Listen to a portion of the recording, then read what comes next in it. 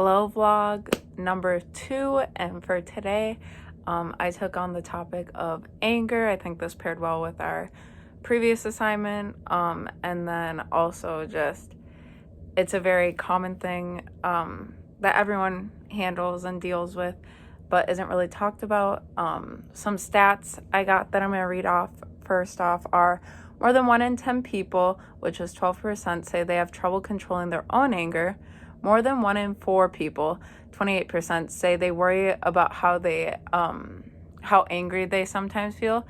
And fewer than 1 in 7, 13% of those people who say they have trouble controlling their anger have sought out help for anger problems. And so why does this matter? Why does anger matter? It's because anger is an emotion, one of our many emotions. And God gave us emotions. He gave us them to feel as we are humans, but it's learning how to handle them. And why should the church or pastors care about anger specifically? Like I said, it is a emotion, and God gave us emotions to feel, but He didn't give us emotions to overcome us. He gave us emotions to help us indicate. And so learning how to direct those in a healthy way.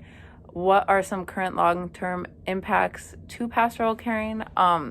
With anger, long-term effects would be learning how to funnel those emotions and finding the root of why we're angry and funneling those into other emotions, or how to deal with that anger, because you can't just make anger poof away. Going through that counseling would help to funnel it in a Christ-like way of how God intended for us to have emotions, but not to let them overcome us. And what are the long-term impacts if no counseling? For leaders specifically, if you let anger, it gets built up, pent up, and can lead to poor leadership and burning bridges with people. And for the congregation, it can also lead to pent up anger and just hurt feelings that can be directed towards faith and ruin their view of God and their view of the church.